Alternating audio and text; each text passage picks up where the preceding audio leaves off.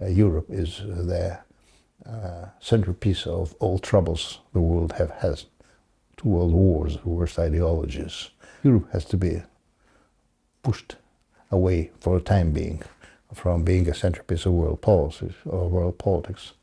And for that we have to defeat Ukraine, quote unquote. We are fighting in Ukraine not against the Ukrainians. We are fighting against Europe.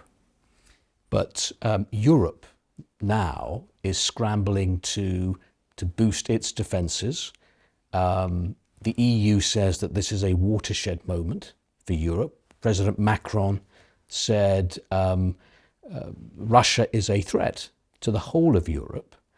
Obviously, Europe fears that Russia won't stop in Ukraine and will go further. I mean, is Europe right to fear that? Russia doesn't need Europe. Why on earth should we take over, this junk, moral junk, which Europe has become? We don't need it. The only reason why we started to fight was that we have been predicting and warning for 27 years NATO expansion and should not come close to Russian borders. And that's why, So how is Russia going to respond? Or how do you think Russia should respond to what is being said and done in Europe now?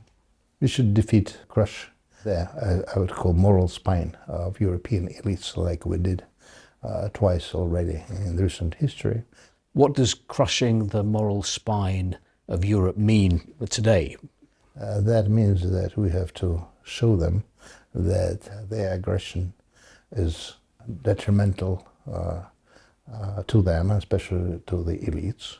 I heard you recently talking about the need for possibly nuclear escalation or going up the ladder of nuclear escalation. How far up the ladder of nuclear deterrence or escalation are you prepared to go? If needed, up to the last point. But hopefully already we have passed that point, hopefully, because Americans, after we started to climb the ladder, started to retreat. Do you rule out, for example, a preemptive nuclear strike on Europe? Why? No, not now. In principle, I have been arguing that if things go like that, we should punish Europeans. You mean a preemptive strike? Preemptive strike, and we would do that with impunity. But as I've said, and publicly, and also not so publicly, it is a terrible moral choice. We shouldn't do that. But if pushed to the wall, we could have done that with impunity. Americans never would have struck back. Some would say that even the suggestion of a preemptive nuclear strike on Europe is at the very least irresponsible and at the very most kind of madness to suggest launching a preemptive nuclear strike. Let me remind you that official NATO policy presumes first strike. NATO has been built on this presumption that is a part of a NATO doctrine. So Russia, people like myself, are simply emanating what NATO have been doing for decades. On the subject of NATO, there's a lot of talk at the moment about the weakness of NATO, questioning whether America is committed to NATO. Does that make it more likely that, for example, Russia would at some point send troops into a NATO country, into the Baltic states? Of course, if a NATO country jeopardizes our security directly, that could be done. But why on earth? The best way, and I've been telling that to neighbors for the best way to cater to European security is to have good relations with Russia. Friendly, better, correct. Why on earth should we go to this junkyard, which some Europeans are turning their subcontinent into?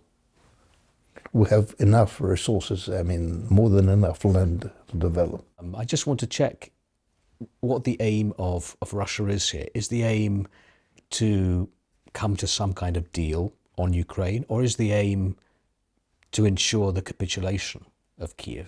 First of all, the best possible outcome is, of course, total capitulation of Europe, of Ukraine and Europe.